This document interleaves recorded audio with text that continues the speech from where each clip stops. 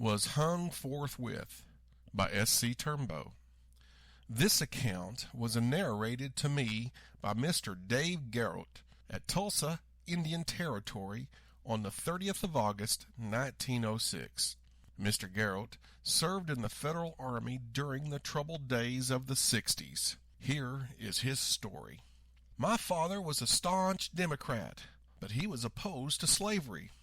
Though while he was admitted that white people were much superior in intelligence than the Negro race, yet he said that it was wrong to enslave any race of people and hold them as property.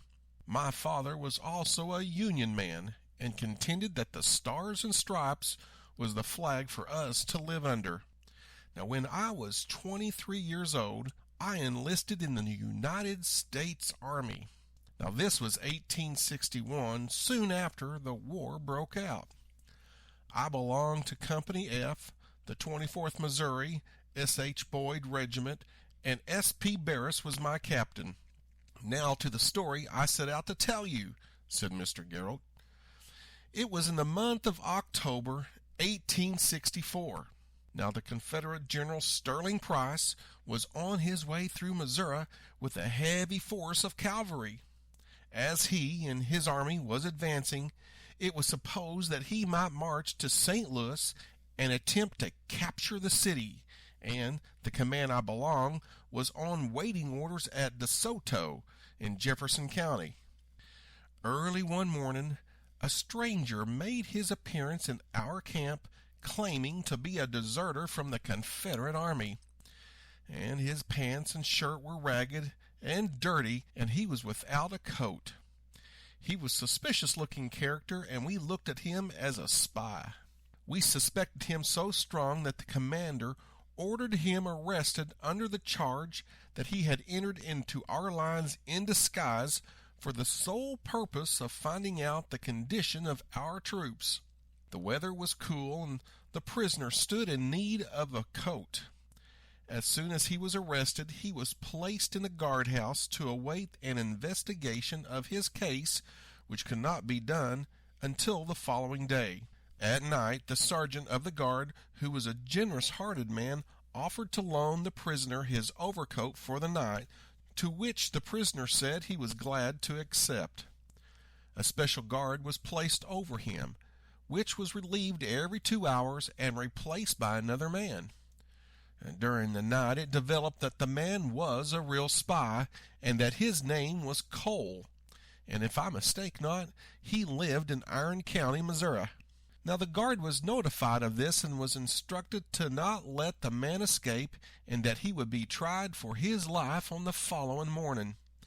Now soon after daybreak, when the sergeant of the guard approached close to the guardhouse, the prisoner, who was not fettered, took off the overcoat and said, "Here, Sergeant, here is your coat, for which I thank you very much for the use of last night." And the sergeant took the coat and remarked, "Prisoner, you are as welcome to it, for it made you feel more comfortable last night."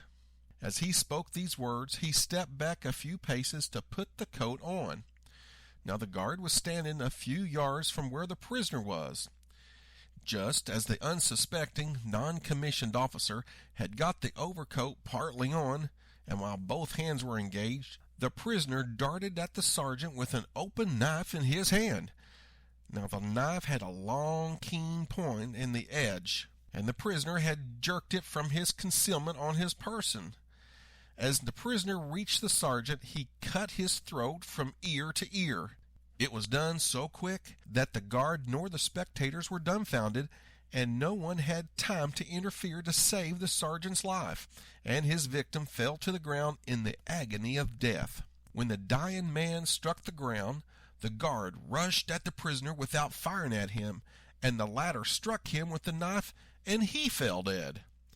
As the guard sank down from the effects of the fatal knife, one of the other guards made an attempt to shoot at him, but the prisoner was quicker with the use of the knife than the soldier was with the gun, and the former darted at him and plunged the blade of the knife into his body, which inflicted a dangerous wound. Now in the meantime, a great stir and excitement was aroused among the officers and the privates. The spy, seeing that his only way to escape was by flight, and with the blood-stained knife in his hand, he made a dash for liberty. The soldiers were ordered to capture him alive if possible, and a large body of troops mounted their horses and pursued the fleeing man, who ran 1/2 mile from the guardhouse before the soldiers were enabled to surround and capture him. But he made a desperate resistance before he was made to give up his knife, and he was brought back to the guardhouse, where 2 of his victims lay dead and another one desperately wounded. Though a number of the men admired his bravery and could not blame him for trying to escape, but their ire was roused for the killing of their 2 comrades and wounding another, and they declared that he should suffer at once and not wait for a court-martial to be convened. And so he was ordered to be hung forthwith. A stout rope was ordered to be brought forward, and the doomed man was conducted to a walnut tree which stood near Governor Fletcher's yard gate in the town of De Soto, where one end of the rope was made into a noose and put around the neck, and the other end was thrown up over a limb of this walnut, and his hands were pinioned together behind his back. The man was pulled up from the ground and hung till he was dead. He died brave. He never flinched or asked for mercy. At the time of the execution, I was attached to the 14th Iowa, said Mr. Garrett as he ended this interesting story of the war.